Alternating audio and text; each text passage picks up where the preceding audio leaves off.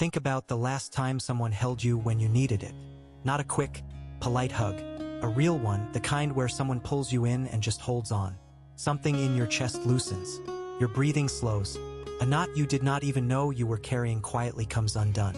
Feels like comfort. Feels like relief. But what is actually happening inside you in that moment is a chain of chemistry and instinct so old it predates our species entirely.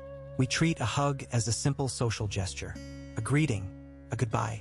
Something polite. But your body does not treat it that way at all. Your body treats a hug as a survival event.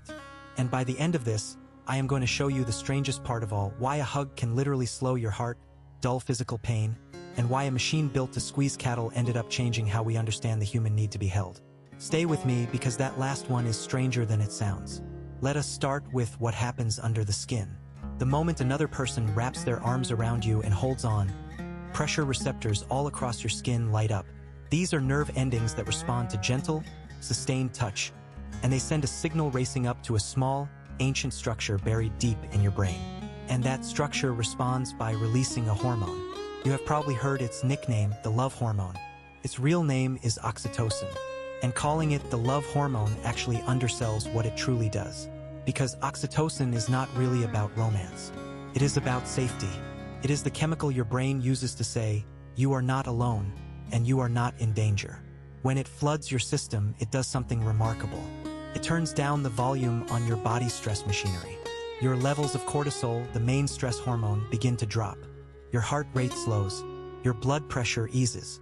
The fight or flight system that keeps you tense and alert quietly powers down, and the opposite system, the one responsible for rest, for calm, for repair, takes over. A hug is not a metaphor for feeling safe. It is a set of physical instructions that tell your nervous system the danger has passed. And here is where it gets stranger. That soothing effect is not just emotional. It is physical, and it reaches all the way down to how much pain you feel. In studies on touch, people who were held or who held hands with someone they trusted reported feeling less pain from the same unpleasant stimulus. Their brains literally registered the hurt as smaller.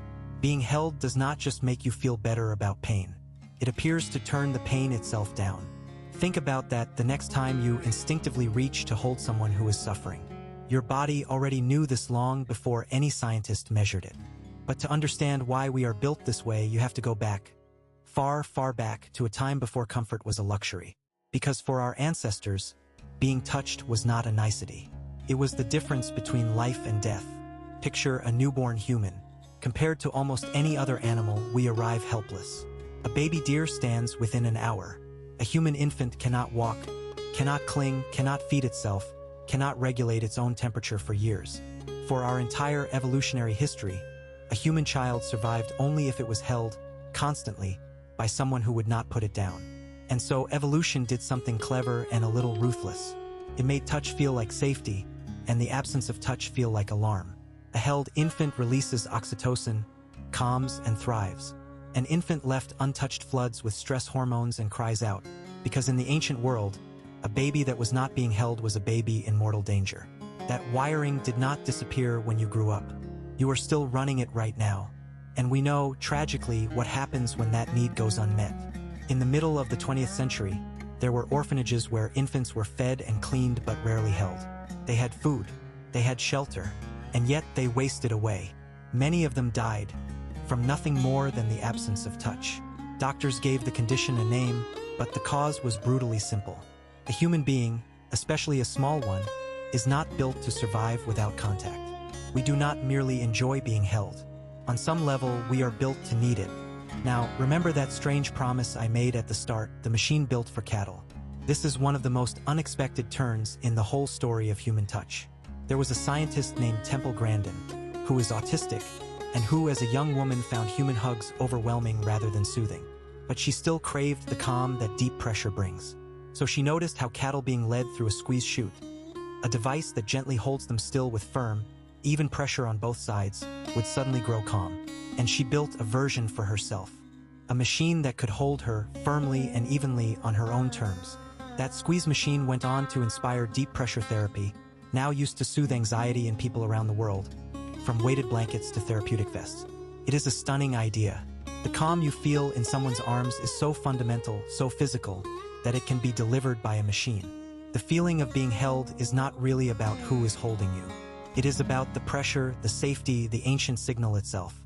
And that leads to the reframe I want to leave you with, the part that changes how you will see every hug from now on. We tend to think of a hug as something we do to comfort another person. A gift we give. Something kind but optional. But that gets the truth almost exactly backwards.